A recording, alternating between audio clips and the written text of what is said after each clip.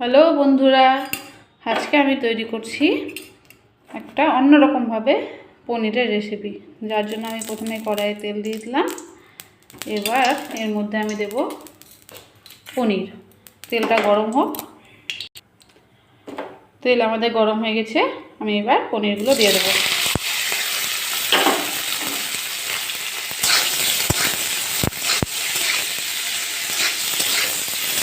পনিরগুলো ভেজে নেবো ভালো করে। পনির আমাদের ভাজা হয়ে গেছে, খুব বেশি ভাজবো না, এই যে হালকা ভেজে নেবো, আবার একটু শক্ত হয়ে যায়। এবার এগুলো আমরা তুলে নেব। আচ্ছা, এর মধ্যে এবার আমি দিয়ে দেবো এই যে চৌকো করে কেটে রাখা পেঁয়াজ।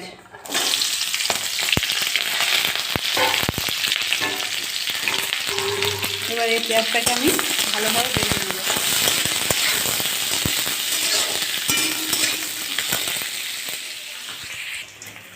এইদিকে আমার পেঁয়াজটা ভাজা হচ্ছে, আমি এদিকে একটা পেস্ট তৈরি করে নিচ্ছি। এই যে এখানে দইয়ের মধ্যে আমি দিয়ে দিয়েছি জিরার গুঁড়ো আর লঙ্কার গুঁড়ো। এবার এটাকে আমি ভালো করে ফেটিয়ে নেব।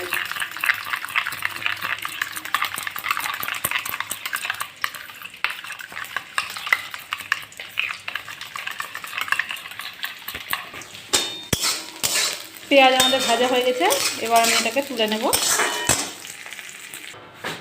এবার এই তেলের মধ্যে আমি দিয়ে দেবো গোটা গরম মশলা, যেটা আমি থেতো করে নিয়েছি।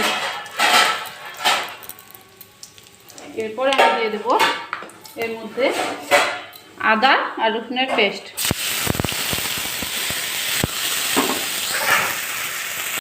এবার এটাকে আমি ভালো করে ভেজে নেব আদা রসুন পেস্ট দিয়ে।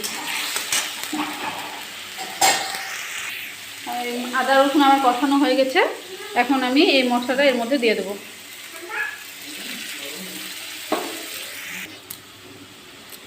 সেই ফেটিয়ে রাখা দই আর জিরের গুঁড়ো আর লঙ্কার গুঁড়ো মশলাটা আমি দিয়ে দিয়েছি। এবার এর মধ্যে আমি দেব লবণ, পরিমাণ মতন লবণ দিয়ে দেব।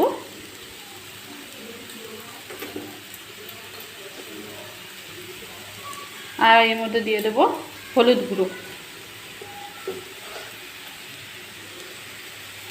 এবার এটাকে আমি ভালো করে কষিয়ে নেব। মশলা আমার ভাজা হয়ে গেছে, দেখতে পাচ্ছ একদম তেল ছেড়ে দিয়েছে আর ভাজাও ভালো করে হয়ে গেছে। এই অবস্থায় আমি দিয়ে দেবো এই যে ভেজে রাখা পেঁয়াজগুলি,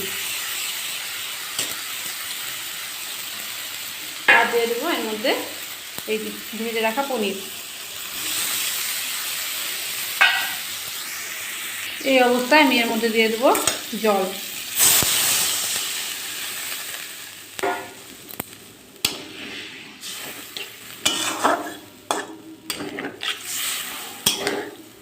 এটাকে এবার আমি ফুটতে দেবো। আচ্ছা, পনির আমাদের প্রায় হয়ে এসেছে, গামাখা হয়ে এসেছে। এই অবস্থায় আমি এর মধ্যে দিয়ে দেবো দুটা কস্তুরি মেথি।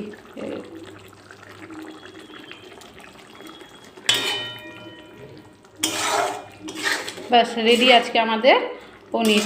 এই রেসিপিটি কেমন লাগলো অবশ্যই জানাবেন, আর এই রেসিপিটি কি নাম দেওয়া যায় সেটি আপনারা অবশ্যই কমেন্টে জানাবেন।